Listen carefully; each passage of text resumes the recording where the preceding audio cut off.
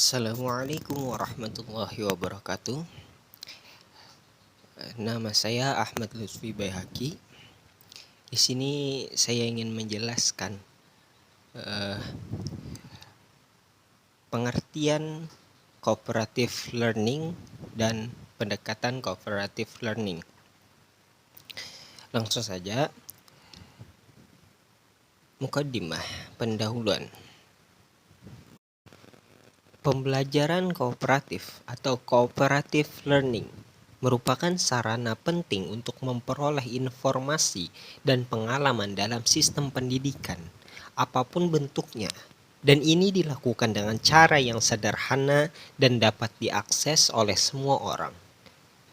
Cooperative learning ditemukan segera setelah universitas didirikan di permukaan bumi. Dalam Quran Surah Al-Hujurat ayat 13, yang artinya, "Hai manusia, kami menciptakan kamu dari seorang laki-laki dan seorang perempuan, dan menjadikan kamu berbangsa-bangsa dan bersuku-suku agar kamu saling kenal mengenal. Sungguh, orang yang paling mulia di antara kamu di sisi Allah adalah orang yang paling bertakwa." Quran Surah Al-Hujurat ayat 13. Dan seiring waktu, teori dan aturan muncul menyelenggarakan cooperative learning dan membuatnya lebih layak bagi peserta didik, dan berbagai dengan teknik dan teknologi modern yang telah menjadi salah satu faktor pendukung dalam pembelajaran kooperatif atau cooperative learning untuk mencapai tujuan yang dipercayakan kepadanya. Selanjutnya, pengertian cooperative learning. Cooperative learning merupakan metode pembelajaran di mana siswa dibagi menjadi kelompok-kelompok kecil yang heterogen. Maksudnya terdiri dari berbagai tingkat pengetahuan. Jumlah anggota dalam setiap kelompok berkisar antara 4 sampai 6 individu. Dan siswa dalam satu kelompok bekerja sama dalam mencapai tujuan atau sasaran bersama. Ini adalah bentuk pengorganisasian lingkungan kelas dalam kerangka kerja tertentu sesuai dengan strategi tertentu dan terdefinisi dengan baik berdasarkan membagi siswa di kelas menjadi kelompok-kelompok kecil yang anggotanya dicirikan oleh berbagai kemampuan dan meminta mereka untuk bekerja sama dan berinteraksi satu sama lain untuk melakukan pekerjaan tertentu, sehingga mereka saling mengajar. Selama interaksi ini, setiap orang memikul tanggung jawab untuk belajar dalam kelompok untuk mencapai tujuan yang diinginkan di bawah pengawasan dan bimbingan guru. Ini adalah metode pengajaran di mana kelompok kecil, kooperatif siswa dengan tingkat kinerja yang berbeda bekerja untuk mencapai tujuan bersama. Selanjutnya, pendekatan cooperative learning.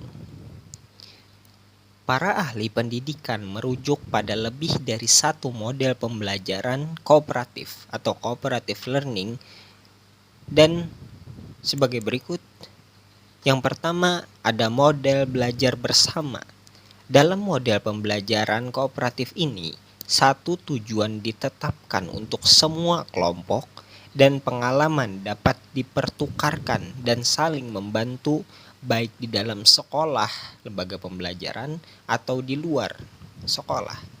Dan pada akhir hari setiap kelompok mempresentasikan laporannya, lalu evaluasi.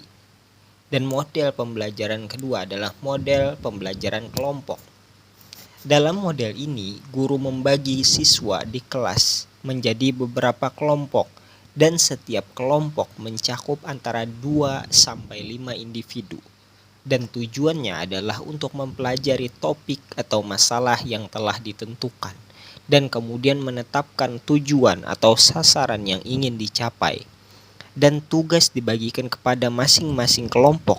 Kemudian anggota dari setiap kelompok dilibatkan dalam menyelesaikan tugas yang diberikan kepada mereka, dan pada akhirnya masing-masing kelompok mempresentasikan hasilnya dalam bentuk laporan. Dan model yang ketiga adalah model kelompok yang sama. Dalam model ini juga dikenal sebagai tim yang berpartisipasi. Guru membagi siswa ke dalam kelompok-kelompok dengan jumlah yang sama dan tugas materi ilmiah atau yang terkait dengan topik yang dijelaskan dibagi di antara anggota setiap kelompok, sehingga setiap siswa mengadopsi bagian tertentu dan pada akhirnya guru mengevaluasi setiap kelompok dan mengumumkan kelompok yang dibedakan, yaitu nilai yang tinggi. Mungkin itu saja penjelasan dari saya. Kurang lebihnya minta maaf. Assalamualaikum warahmatullahi wabarakatuh. Syukran.